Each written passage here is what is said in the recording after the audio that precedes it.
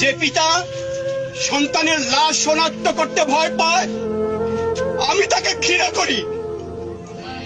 যে ভাই এখনো স্বাভাবিক নির্লজ্জ হয়ে আছে আমি তাকে ঘৃণা করি।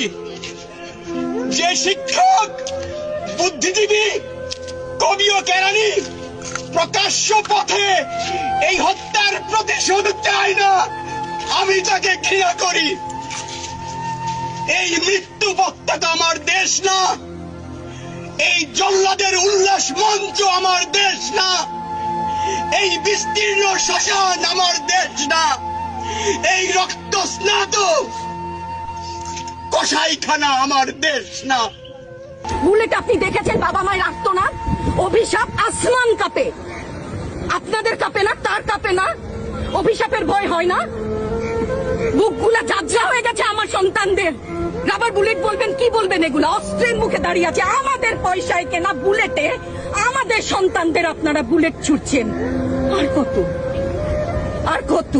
পুলিশ ভাইদেরকে বলি, ভেতরে তো আপনিও মানুষ, পুলিশ ভাই বলি না, ক্ষমা করবেন, মুখ থেকে বার হয়ে গেছে। তাদের ঘরেও সন্তান আছে, তাদের খোলসের ভিতরেও মানুষ। যারা এখনো ঘরে আছেন তারাও জানেন আর কতদিন ভয় পাবেন। ভয়েই থাকেন। একটা মারবেন 10টা আসবো, 10টা মারবেন লক্ষ আসবো। সারা দেশের মানুষ, মা বাপ সব একসাথে দাঁড়াবো। ওদের সন্তানকে মানুষ করার জন্য আমাদের কাছে, শিক্ষকদের কাছে পাঠিয়েছিল। কি জবাব দিব? আমার তো কোনো মুখ নাই, আমি শিক্ষক, আমার ভাষা নাই। তাদের কাছে হাত জোড় করে মাপ চাই, নিরাপত্তা দিতে পারি নাই।